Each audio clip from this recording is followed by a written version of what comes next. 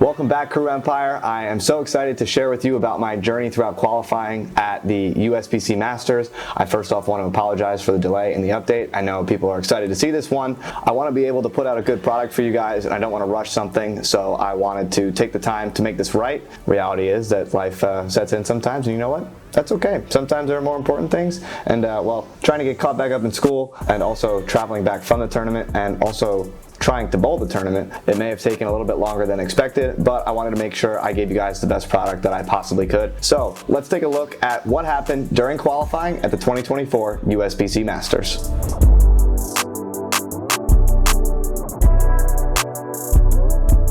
So as the story goes, I had just enough pins to sneak into the 64th seed for the match play bracket at the Masters after being in second place after day one. So a lot of people have been asking, what happened? I had 257 over the first day qualifying and then had two subsequent blocks after I had 257 over the first day that were both minus. Want to take a look back to what actually happened those last 10 games on day 2 and day 3 and what potentially could have gone a little bit differently that could have hopefully helped add a little bit more to my score, and what I was actually really happy with in the way of how they actually happened. So before I get into actually more in depth about the bowling, everything happens for a reason, and I'm a firm believer of that. And these last 10 games were definitely everything happening for a reason. If that didn't happen for a reason, I wouldn't have qualified 64th and wouldn't have been able to create the story in match play that I felt like I did, getting all the way tied for 17th place, making the top 24. So let's take a look at what happened. So going into the second day, I knew that I was obviously in really good shape overall in the tournament. I was sitting in second place. I knew that I was bowling on the burn.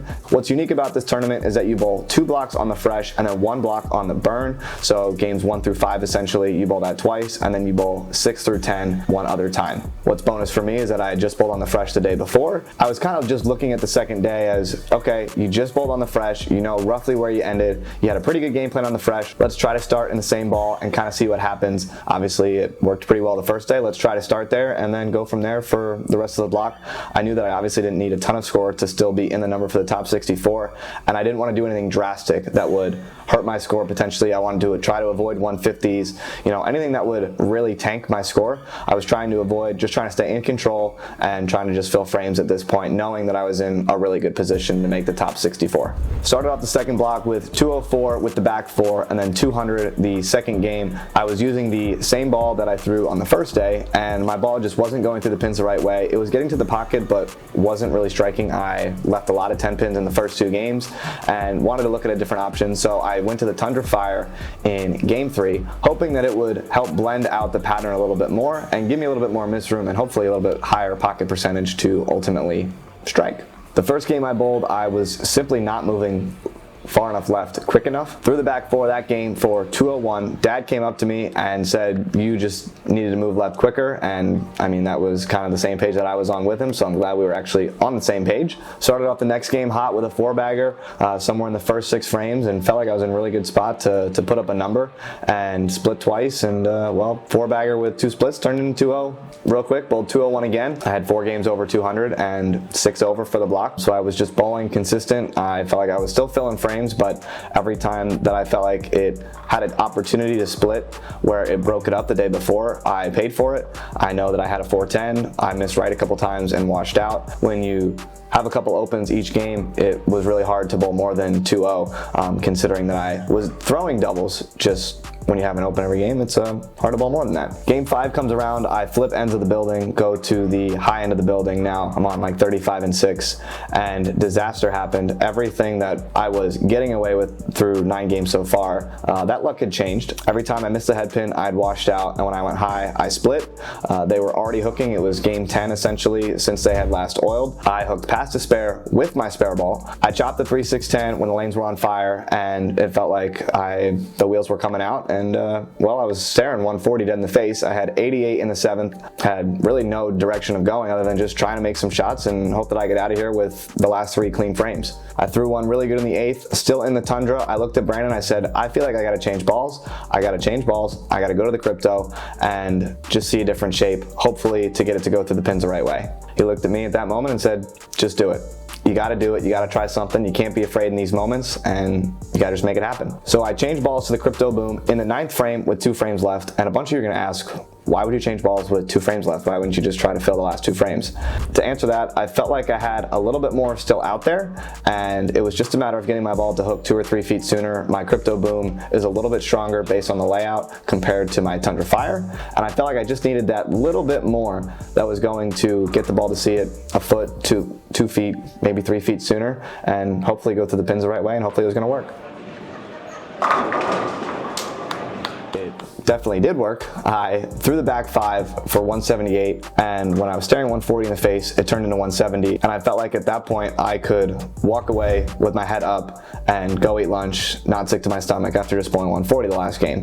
984 for the block on the burn, and still 240 over for the tournament. Kind of going back and looking at that second block, I felt like I didn't bowl too bad, just left a lot of splits and didn't really throw more than a double or a triple. I think I had 1 4-bagger the whole second block, and well, that's not really conducive when the scoring pace was a little bit higher, but you know what, we had a great first day and we could build on it. We were still in a great position going into the final day to still make the cut.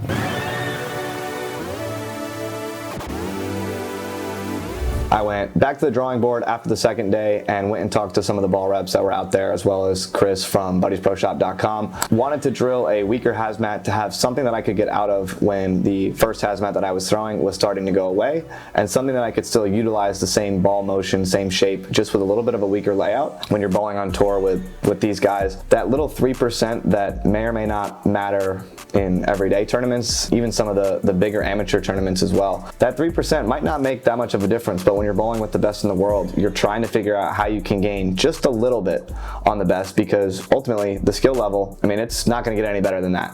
So I felt like drilling that second hazmat that was going to be a little bit weaker than the first one was going to be beneficial to the block. At this point, I knew that I was still in a really comfortable position. I felt like I was bowling on the fresh again, which is the same thing that I bowled on the first day, and it was going to just be go out, execute, have a good time, and stay out of trouble and don't look for big score, because you're still in a really great spot to make the cut. Went out the first game, bowled 228. Second game, bowled 172, had a couple opens, so I'm back to even for the block. Bowled 190 and 190, game 3 and game 4.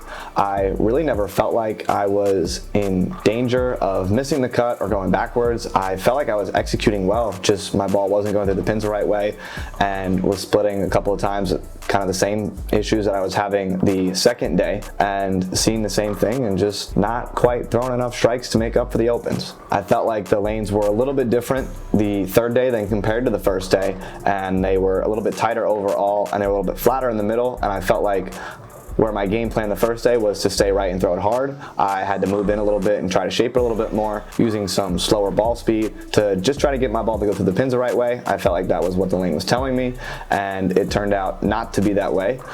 Get to the pair for game 5. I'm still 240 or 230 over at this point with 1 game to go. I'm throwing it relatively slow and shaping it because I felt like that was what it was giving me, and I had just progressively moved left as the 5 games had gone on. And well, the slow hook was definitely not the play. I had 3 out of the first 6 opens. I had 1 double, and I had hit the pocket twice, and I was going nowhere, going backwards and bowling my way out of the number. After 6 frames, me and Dad had the same idea at the exact same time. He came over and said, throw it hard, go back to what you were doing, and hope that they all fall, and just make some shots at this point. I grabbed the hazmat that I threw the first day, because at that point I was throwing the weaker one, trying to shape the lane a little bit more, went back to the stronger one, threw it harder, 4-pin the first one, moved off of it, threw a triple, 8th, 9th, first one in the 10th. I did not get the second one in the 10th, left a 7-pin, and that triple was ultimately the difference maker in making the number by just 3 pins. I obviously had no idea that that was how it was going to turn out,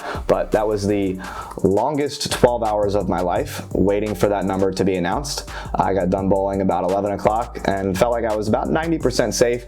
By the time that I walked out of the bowling center, I felt about 60% safe, and then as the second squad of the day had bowled, I felt about 30% safe. As the last squad was bowling, I was praying that it was going to be bonus that I got in, and ultimately it worked out the way that it worked out, and here we are, 64 seed for the bracket, last guy in, and it was now a whole new tournament, and anything could happen at this point. I knew that I was going to be bowling the number 1 seed. I was going out there with the intention of having a good time and being able to soak it in, enjoy the moment. At this point, I had made my first ever cut on the PBA Tour at a major, at the Masters. I knew that it was a whole new tournament. We're bowling on the fresh again. I felt like my look was pretty good on the first day. I was hoping that was a look that was going to show up come match play on Thursday. And when you're bowling one opponent in a 3-game match, anything can happen. Biggest thing that I learned in qualifying, everything happens for a reason. You get every single pin you possibly can. Good things happen.